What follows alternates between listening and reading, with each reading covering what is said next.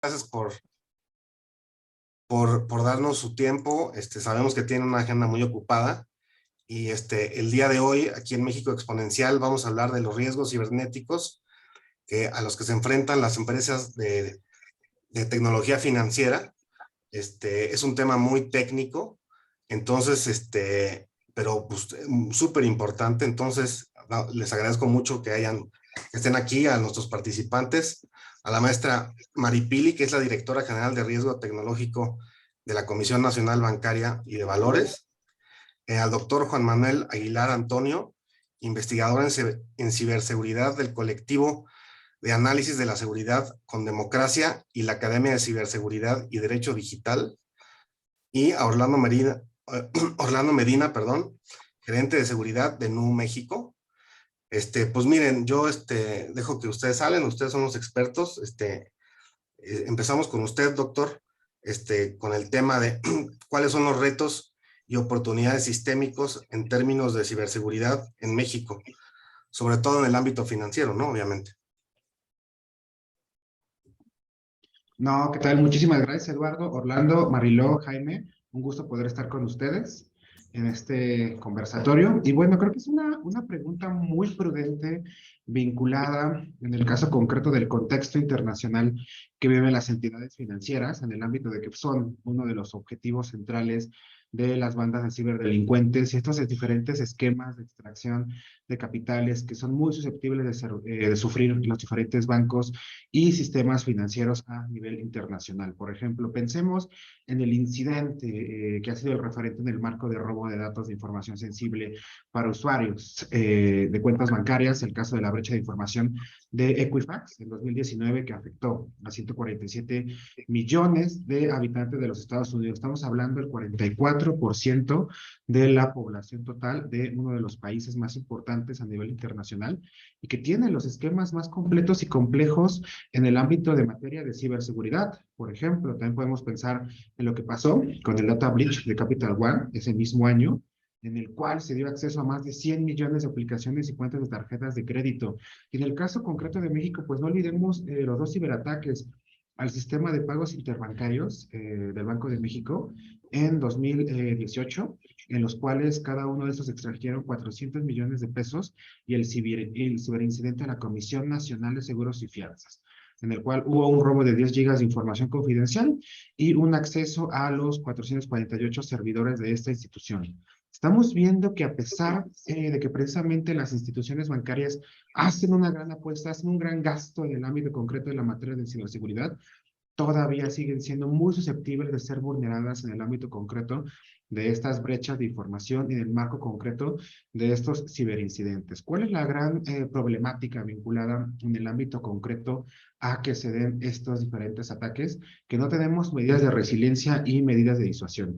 No contamos con un marco legal bien estructurado en el ámbito nacional para poder hacer pagar a los ciberdelincuentes eh, las acciones que cometen en el ámbito concreto de estos incidentes de seguridad cibernética, y más que nada al no tener esta capacidad de judicialización, de procesamiento contra de estas bandas criminales, no podemos promover un esquema que inhiba los actos, y esto se transforma en una problemática de impunidad.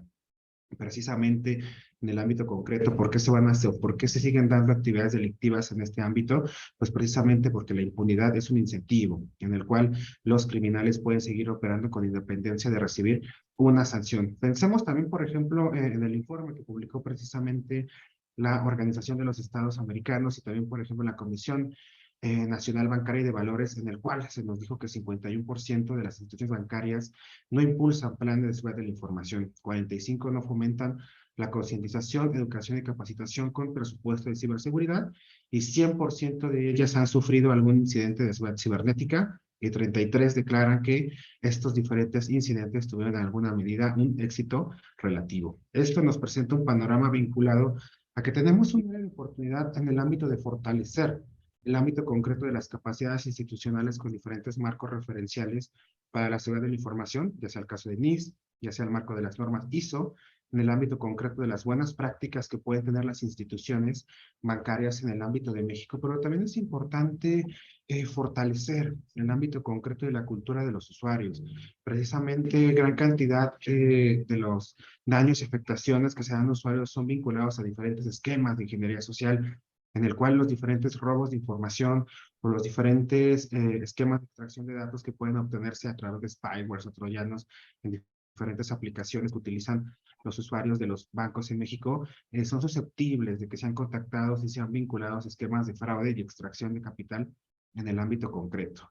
Y finalmente, pues yo creo que será importante resaltar el papel que debe jugar el marco gubernamental para poder crear capacidades institucionales. La Conducef constantemente nos presenta cifras vinculadas al tema de fraude electrónico, fraude en compras bancarias, etcétera, etcétera, pero no tenemos un marco institucional correcto para poder judicializar el ámbito concreto de un incidente de seguridad cibernética y poder llevar a los criminales frente a una instancia de procuración de justicia para que eso se transforme en un referente concreto que pueda inhibir la actividad delictiva que sufren las instituciones bancarias y los usuarios de estas instituciones. En ese sentido concreto, creo que es necesario que avancemos en la parte de la creación de una ley integral de ciberseguridad que contemple pues todas las esferas, el ámbito de la seguridad nacional, el ámbito de la seguridad pública, el ámbito también que compete a las instituciones privadas, en el caso concreto que pueden ser instituciones financieras, pero también hablar de temas como el caso concreto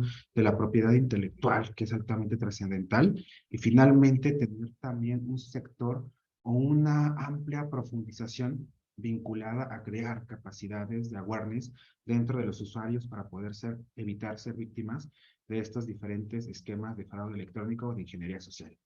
Eso será todo de mi parte de momento. Estimado Eduardo, muchísimas gracias. Muchas gracias, doctor, por su intervención. Le doy la palabra a Maripili, con el tema que desde el punto de vista del regulador, ¿cuáles son los temas prioritarios en materia de riesgo cibernético para la Comisión Nacional Bancaria? ¿Y cómo podrían las instituciones financieras trabajar de la mano con el regulador para mitigarlos? Gracias y muchas gracias. Saludos a todos. Gracias por la invitación a México Exponencial. Y a lo mejor que voy a empezar primero poniendo un poquito de contexto del tema de riesgo cibernético y por qué usamos este concepto de cibernética, que está asociado básicamente a aquellos sistemas o herramientas que están asociados a las computadoras, a la tecnología. Y de ahí que ya lo comentaban a su momento, el crecimiento de riesgo cibernético está vinculado gran parte al creciente uso de la tecnología como un factor de innovación. Vemos hoy la tecnología en la casa, en dispositivos, en las televisiones, en los equipos, y esto incrementa el tema del uso de la tecnología, incrementa el riesgo cibernético, ya no nada más para las empresas, para las instituciones, sino también para las personas. O sea, ya cada vez más las personas están más expuestas a riesgos cibernéticos. Las diferentes estrategias de las empresas, como el uso de proveedores externos, en el caso de las instituciones financieras, la migración hacia la nube, la banca digital o la tecnología móvil, pues ha incrementado todavía más este tema del riesgo cibernético. Y actualmente, usamos estas herramientas para impulsar el crecimiento y mejorar la eficiencia, y aún más usadas en estas condiciones presentadas a raíz de la pandemia de COVID-19, donde también hubo trabajo remoto, todos nos tuvimos que mover a nuestra casa, pues se ha aumentado la exposición a este riesgo cibernético, que ha evolucionado a ser de un problema tecnológico a un problema organizacional y estratégico para todas las empresas, inclusive los bancos. El riesgo cibernético, entonces, es un riesgo organizacional que debe de tener una prioridad estratégica en la actualidad. Según el reporte, déjenme para un poco de cifras, el reporte de percepción de riesgos globales del 2021, los riesgos tecnológicos se consideran ahora más probables en comparación con los resultados de investigaciones o años anteriores. El riesgo cibernético fue clasificado como uno de los 10 riesgos en la clasificación de mayor probabilidad de impacto. La cultura para prevenir el riesgo cibernético es fundamental en un entorno como el actual, situación que se pone de manifiesto tras el crecimiento de la digitalización de la economía y en particular de los servicios financieros durante la pandemia de COVID-19, época en la que hemos observado varios intentos de ataques a portales bancarios, a instituciones gubernamentales, a clientes, a empresas, a usuarios mismos que en algunos casos derivaron en pérdidas de información sensible o en pérdidas económicas. Entonces, el primer tema prioritario para la comisión y yo creo para todas las instituciones gubernamentales es trabajar fuertemente en concientizar a los empleados y los usuarios de servicios financieros con respecto a las medidas que se deberían de tomar para prevenir el riesgo cibernético a fin de poco a poco generar una cultura de protección contra estos ataques, hackeos y mantener siempre una adecuada resiliencia operacional. Otro tema importante del lado de las autoridades financieras es atender a todos estos paneles, foros y como este en el que estamos hoy, porque nos ayuda a entender y escuchar de una manera directa con los que participan la problemática que se vive, ya que como autoridad, pues es complicado estar al día identificando todos los riesgos cibernéticos que día a día emergen derivados del uso de la tecnología, así como tener esta regulación de manera actualizada constantemente. Nosotros como autoridad tenemos el reto de permanecer en constante capacitación para poder prevenir y alertar a las instituciones financieras lo más posible a todos estos riesgos nuevos identificados. Del lado de las instituciones financieras y relacionado con la segunda parte de la pregunta, es importante que no solamente que se tenga una cultura de prevención de riesgo operacional y cibernético al interior de cada una de ellas, pero que también la transmitan a sus clientes, sino que además se colabore entre las instituciones financieras con las autoridades. Es fundamental en caso de detectar nuevas formas de materialización de los citados riesgos cibernéticos, nuevas formas de fraude, esto que le llaman los ataques de día cero, quizás así como tendencias en sustracción de información sensible de los clientes, es importante. Es decir, la colaboración, la comunicación entre las autoridades es muy importante. Resaltar el tema que nos comentaban hace un minuto, Juan Manuel, en relación con el tema de la judicialización, creo que sí es un tema que nos falta para poder no solamente detectar, ya nos prevenimos, ya lo mitigamos, ya lo monitoreamos, nos comunicamos, pero ahora tenemos que agarrar a los ciberdelincuentes, detenerles el camino en este tema. Existen iniciativas de hacer equipo de respuestas de emergencias informáticas por parte de los gremios, los famosos CERT, está el CERT MX, pero también hay una iniciativa de hacer un CERT financiero, así como tenemos el grupo de respuesta a incidentes encabezado por Banco de México y Comisión Nacional Bancaria, donde también en este sentido de colaboración, pues nos estamos intercambiando este tipo de información, porque creemos que la prevención y la cultura de ciberseguridad es responsabilidad de todos. Eso sería por parte de la comisión. Muchas gracias, Maripili, muy claro. Ahora le doy la palabra a Orlando, el director de seguridad de NUMO, y me gustaría plantearte el tema de qué papel juega la ciberseguridad en la cultura de una empresa tecnológica, Orlando. Perfecto. Primero, gracias a todos por estar aquí, por la invitación, por el tiempo. Me encanta participar con las personas que están aquí platicando sobre estos temas. Sí, en cuanto a una empresa tecnológica, y qué bueno que haces la referencia tal cual de empresa tecnológica, creo que la evolución de las finanzas digitales está haciendo que todos estos nuevos participantes en el medio que están dentro del segmento financiero, eventualmente se van a volver empresas tecnológicas o ya están en proceso de volverse empresas tecnológicas porque está en el corazón de lo que están haciendo, ¿no? En Nu, por ejemplo, con respecto a la ciberseguridad, realmente está muy anclado en el corazón de todo lo que hacemos. dado que somos principalmente, como ya mencionaste, una empresa tecnológica y siempre lo decimos, piensa más en alguien que desarrolla tecnología que en alguien que desarrolla servicios financieros.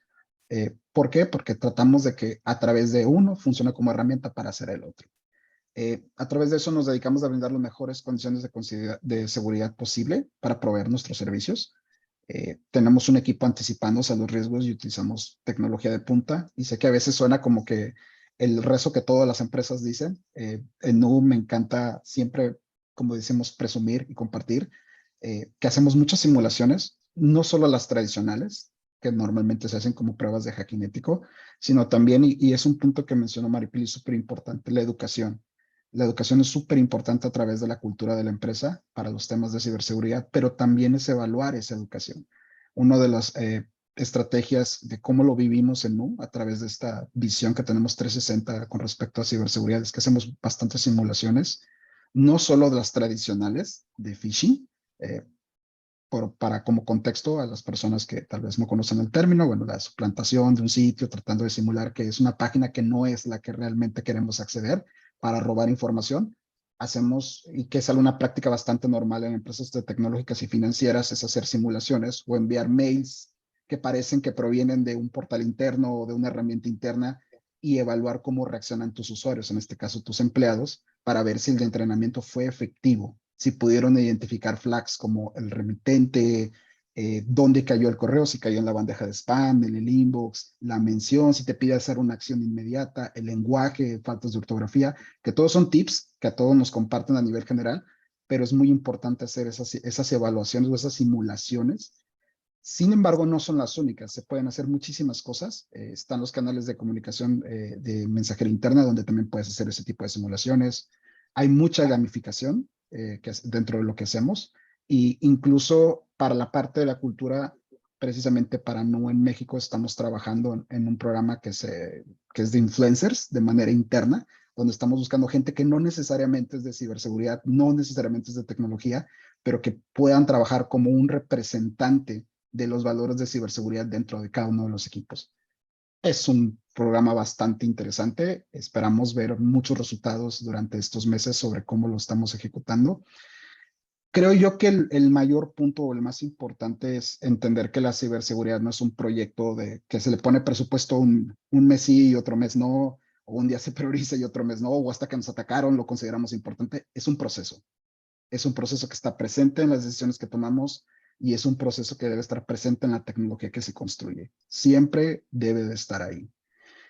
También en Nudio compartiendo, estamos comprometidos muchos de gran manera con proteger la experiencia de nuestros usuarios en todas nuestras operaciones comerciales, financieras y tecnológicas, y nos lo tomamos muy en serio. Muchas de las ocasiones en las cuales tratamos de hacer vivir esta idea es a través de la evaluación, por ejemplo, de nuestros proveedores. Si hacemos los due diligence normales con nuestros proveedores, que son marcados tanto por la regulación financiera como por buenas prácticas internacionales, pero también tratamos de ir un poquito más allá y tratamos de hacer otro tipo de evaluaciones de seguridad. Sin entrar en muchos detalles, puedo compartirles que las evaluaciones van más allá de la verificación documental o más allá de la verificación de fotos o videos, sino va más allá de eso. Es realmente una ejecución, es realmente un proceso de negocio y cómo debe de funcionar. En cuanto a ejemplos adicionales de esto, de estos papeles, de cómo juega el papel de la ciberseguridad en una empresa tecnológica, también mencionar, aplicamos otros frameworks internacionales y buenas prácticas internacionales. Uno que hemos estado incorporando ahorita, y que igual en un momento quisiera dedicar un momento para explicar un poco, es FAIR. FAIR es un framework conocido, no tan popular en Latinoamérica, no lo sé, ¿por qué? Tal vez los grupos de trabajo no han hecho suficiente labor difundiendo, pero es un muy buen marco de referencia para poder traducir riesgos cibernéticos en dinero. Y esto es algo muy útil para los altos mandos, para la gerencia o el management, como le quieran llamar, porque es posible decirles, tal riesgo cibernético que hemos identificado nos cuesta X cantidad de dinero resolverlo, o nos cuesta X cantidad de dinero no resolverlo y atenernos a las consecuencias, ¿no? Entonces es muy fácil poder llegar con un CEO a través de este framework y traducir una necesidad de ciberseguridad a algo que entiendan, ¿no? Que es números, que es flujo de efectivo, que es materialización, etcétera. Otro de los puntos que mencionar de cómo lo hacemos también nos basamos mucho en criptografía. Muchas instituciones lo hacen, muchas impresiones tecnológicas lo hacen. La criptografía es súper útil, súper importante, pero como toda herramienta, se debe utilizar de manera eficiente y correcta. Más allá de utilizar los algoritmos correctos o el nivel de cifrado correcto, en la cuestión de la criptografía también tiene mucho que ver cuál es la estrategia de datos que quieres manejar y cómo los vas a proteger. Y finalmente, mencionar 2 puntos. Seguridad ofensiva y defensiva, que yo creo que ya debe ser una columna de cualquier empresa que quiera entrar al juego tecnológico financiero. Es establecer buenas defensas, pero también evaluarlas. Estar constantemente evaluando esas defensas.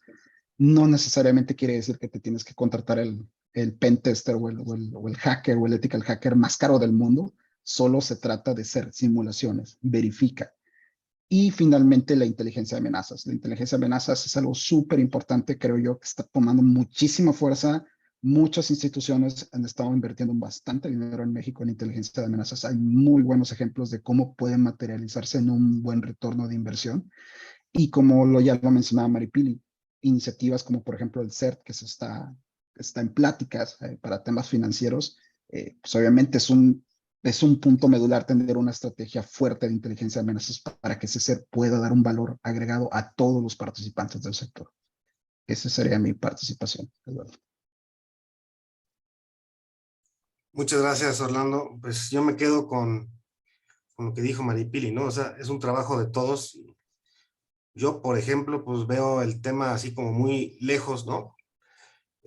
Pero pues cada vez, como platicábamos antes de que iniciáramos, como todo está conectado ya, ya uno como a nivel personal también tiene pues que cuidarse mucho, entonces, me parece muy pertinente lo que han dicho todos, y yo le quisiera preguntar al doctor Juan Manuel Aguilar, ya que sabemos y resaltar el punto de que es una tarea de todos los actores, ¿qué papel desempeñan las empresas en esta tarea y qué mejores prácticas de seguridad resaltaría, doctor?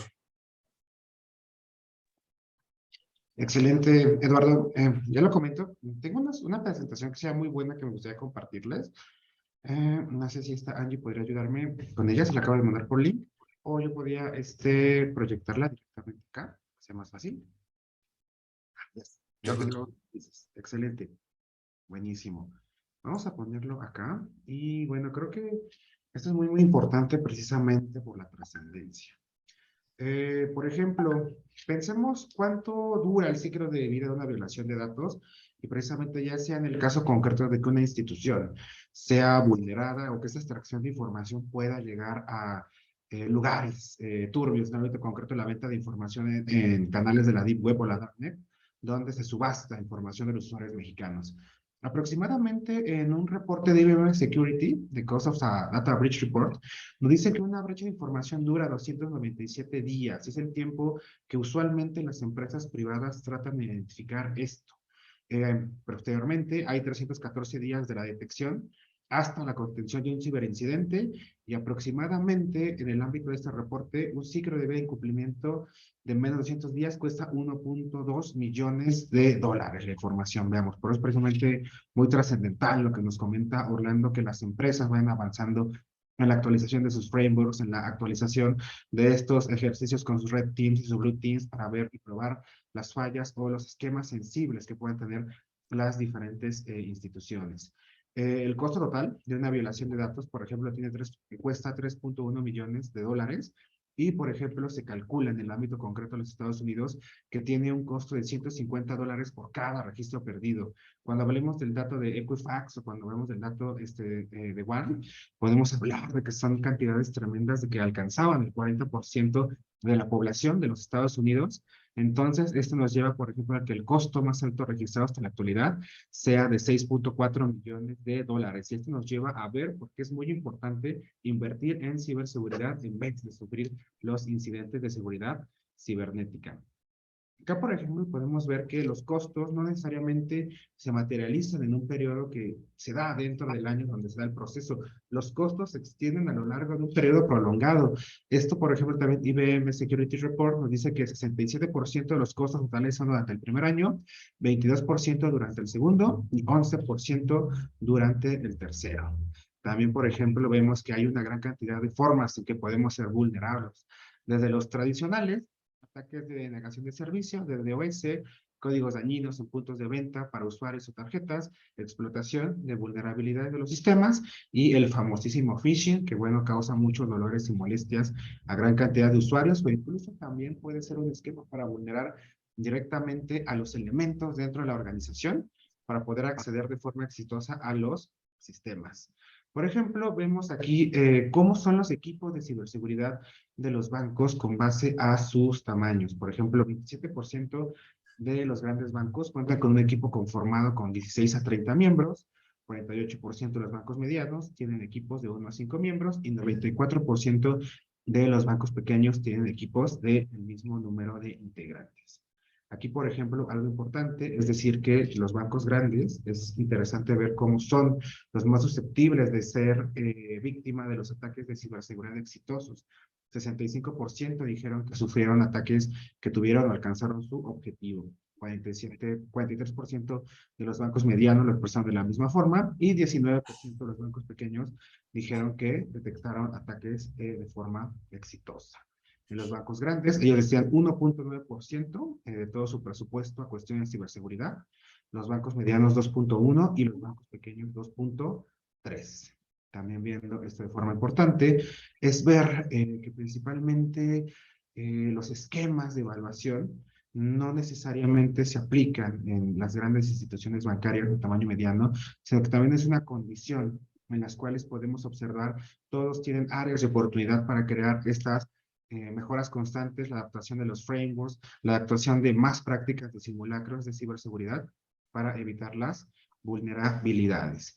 Y finalmente debemos decir que precisamente la cultura de la prevención, la cultura de la respuesta, desde los diferentes controles como son la identidad del acceso, cómo se adquieren los software, las aplicaciones, tener una intranet segura, tener un buen servicio de cloud, promover la data security, la inteligencia contra amenazas, así como el endpoint y mobile, y el análisis de seguridad de aplicación, pues van a servir mucho para mitigar estas diferentes vulnerabilidades. Esto pues entendiendo la forma concreta en que operan los grandes esquemas de bandas de ciberdelincuentes que son altamente exitosos, que son redes complejas en las cuales se vinculan servicios técnicos, gente de infraestructura de red, distribución con los spammers, la parte también de difuminar y perder el registro del dinero a través de servicios monetarios y esquemas de retiro efectivo que los hacen altamente eficientes. Y todo esto entendiendo el ciclo de vida de un ciberataque a razón de que cuando se dé la explosión vamos a entrar en una fase de control, ejecución y mantenimiento que va a ser precisamente el punto donde está la área de oportunidad para desarrollar la resiliencia y la disuasión frente a estos ciberincidentes. Todo esto con la finalidad de anticipar, resistir, recuperar y evolucionar ante las amenazas.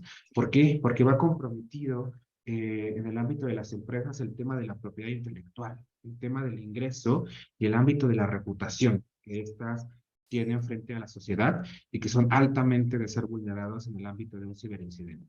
Vemos que el esquema vinculado a las autoridades del sistema financiero mexicano, pues ya tenemos detectado en el ámbito concreto que 2 han sido vulneradas de forma muy efectiva, el Banco de México y la Comisión Nacional de Seguros y Fianzas. Y creo que también una práctica muy recomendable sería la cuestión de hacer inteligencia de fuentes abiertas a través de OSI. ¿Por qué? Porque gran cantidad de periodistas, gran cantidad de personas, grandes tuiteros famosos en el ámbito de la ciberseguridad nacional, constantemente se están metiendo a los portales de la Darknet y están reportando estas alertas, donde vemos que se venden registros de usuarios de Santander, de BBVA, de American Express, y en ese sentido, esto podría servir como un ámbito concreto para poder mitigar y prevenir incidentes que posteriormente comprometan el ámbito de la seguridad de las instituciones. Sobre esto quiero citar un caso muy interesante en el cual el periodista Rodrigo Riquelme, que es la fuente de ciberseguridad del Economista, detectó esta alerta hecha por la consultora estadounidense Bank Security, donde se alertaba de que se habían identificado estas credenciales de acceso a la Comisión Nacional de Seguros y Fianzas. Incluso Bank Security manda el tweet, pone las capturas de pantalla donde está esa información sensible y taglea al ser de la UNAM para que se hiciera una alerta de contingencia frente a este ciberincidente. ¿Qué pasó, estimado Eduardo? Nadie lo peló, nadie le hizo caso y, oh sorpresa, unos días después, que sale a decir la Comisión Nacional de Seguros y Fianzas que había sido vulnerada. Y con este pequeño esquema de subir a redes de monitoreo dentro de portales de la Darknet, dentro de un análisis de prensa o a través de fuentes OSINT, creo que podríamos prevenir y tener mejores medidas de contención frente a esta gran cantidad de ciberincidentes. Eso era todo de mi parte. Muchísimas gracias. Muchas gracias, doctor, por compartirnos este material. Y bueno, ya Maripili nos había dicho que la parte de judicializar es muy importante, pero a mí me gustaría ahondar un poquito más en ese tema y desde la perspectiva de la comisión, que nos diga desde su punto de vista cuáles adecuaciones son necesarias y primordialmente para atender este tema que es súper complejo y que ya nos dieron, el doctor nos dio cuando menos una entrada para entenderlo un poco más, un poco mejor, ¿no? A los que no conocemos, no somos tan técnicos. No, muy interesante y yo creo que queda como muy bien en la parte del sistema financiero que podemos seguir. Yo creo que nos podemos extender 3 horas hablando de todos los temas interesantísimos que habló Juan Manuel. Pero importante entender que no existe una regulación perfecta, o sea, las regulaciones todo el tiempo tienen que estarse actualizando, particularmente cuando se trata de regulación tecnológica, o sea, siempre va a la cabeza la tecnología respecto del trabajo que nosotros estamos tratando de realizar en la comisión. Es un trabajo complicado porque por más que tratemos de estar actualizados en tema tecnológico, en la regulación tecnológica, bueno, siempre va más allá y mucho más rápido la tecnología. Entonces, por eso también tejer o escribir esta técnica jurídica para escribir sobre cómo regulas la tecnología a veces queda en términos muy generales, de tal suerte que pueda moverse la tecnología y exista un gap en lo que se pueda operar en temas de tecnología. Siempre hay una brecha entre los riesgos que el regulador estamos tratando de mitigar y la evolución que están teniendo los hackers y las nuevas formas de realizar ataques cibernéticos, porque siempre van más allá, ¿no? En temas de soluciones tecnológicas, el uso de cómputo en la nube, ya en la tablita que nos presentaba, si bien abre una puerta a la eficiencia para las instituciones financieras en cuanto a crecimiento y costo, es importante verificar que estas estrategias obviamente se encuentren apegadas a la regulación vigente, pero considerar que existe una administración compartida, así le llaman los proveedores, en el que si bien existen medidas de ciberseguridad por parte de los proveedores, pues también deben de existir las mismas medidas de prevención y protección por parte de las empresas que los contratan. Y esto especialmente tratándose de instituciones financieras.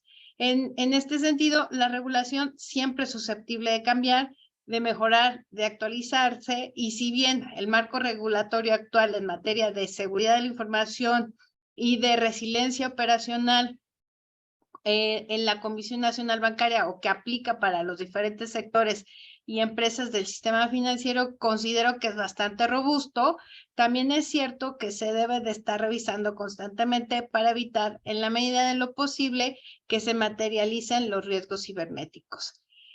En temas de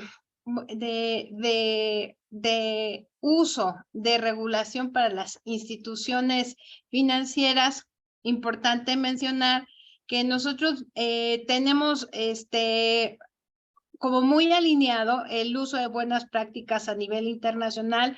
Se considera que nuestra regulación, escuchado por algunos expertos de seguridad, que nuestra regulación que tenemos en temas de ciberseguridad está muy apegado al temas de prácticas internacionales que ya comentaba Juan Manuel.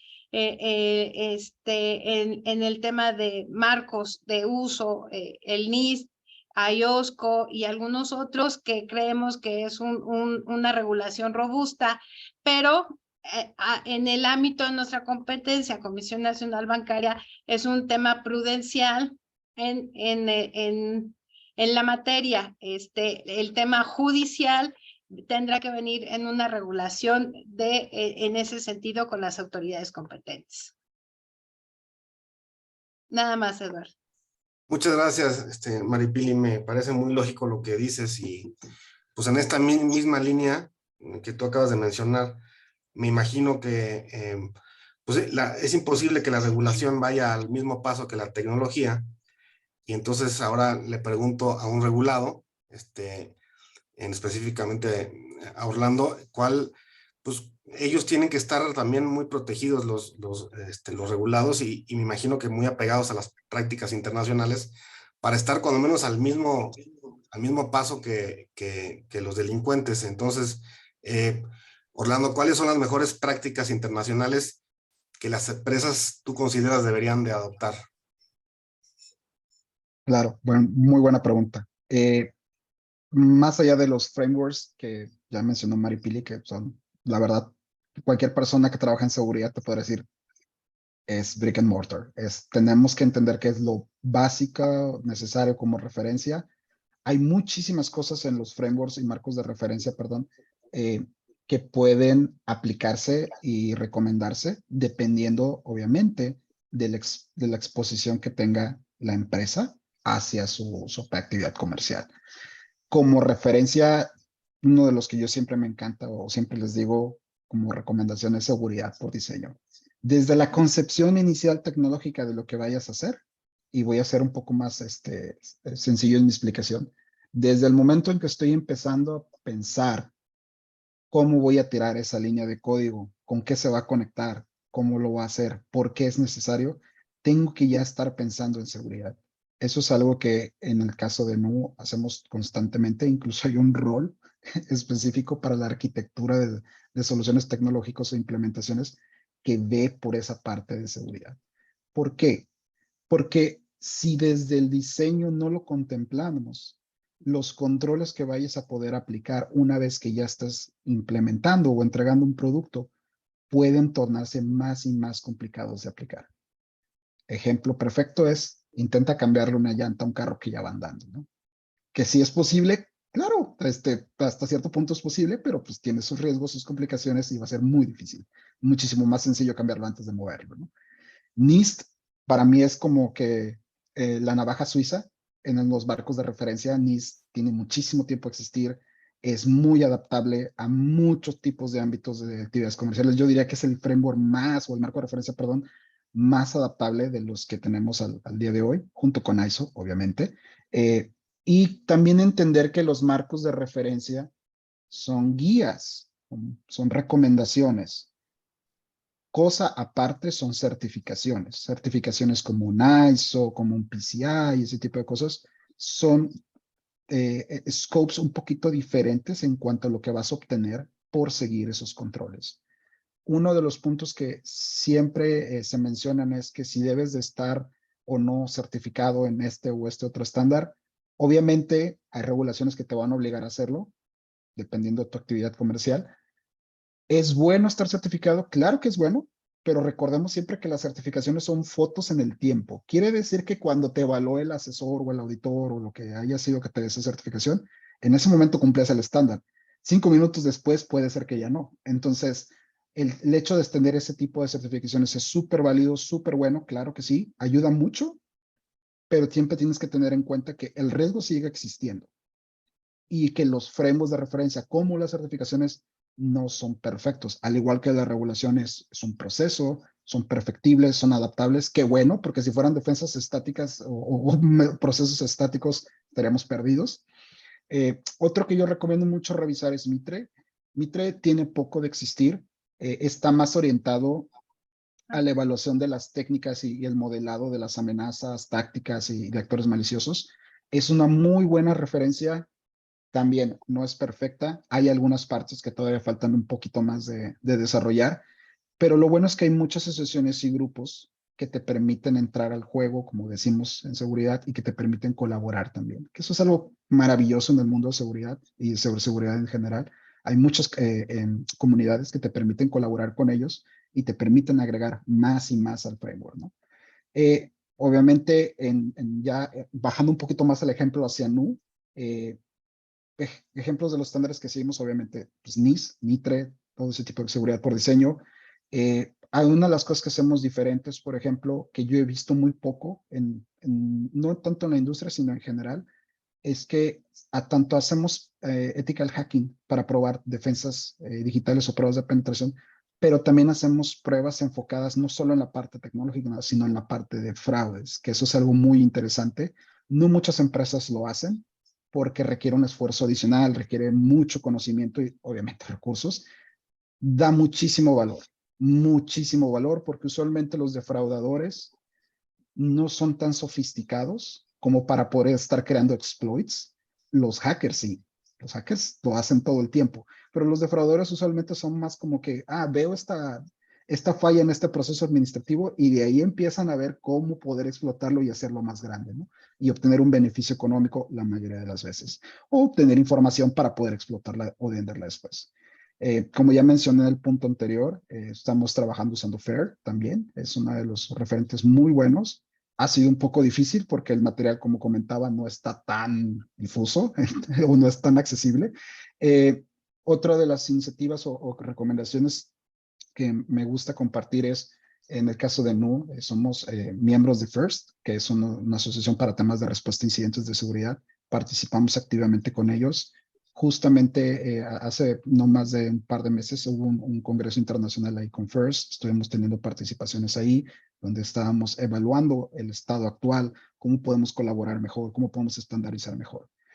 Y otro que no es más bien un estándar tan tácito, pero es una muy buena práctica, siempre y cuando la empresa se lo pueda permitir en cuestiones de, obviamente, presupuesto y capacidad humana, es analizar las brechas de otros participantes de tu misma actividad comercial e incluso de otros segmentos de actividad comercial. ¿Por qué?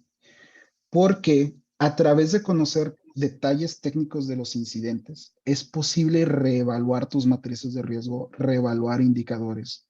Si quieres ir todavía más allá y tienes la capacidad de hacerlo y ves una brecha, no sé, de un exploit o algo que se está vendiendo y tienes la capacidad de adquirirlo y verificar cómo afecta a tu organización, yo les hago esa recomendación. Si pueden hacerlo, traten de hacerlo, obviamente con las medidas de seguridad debidas para también no terminar, como quien dice, hackeado por curioso.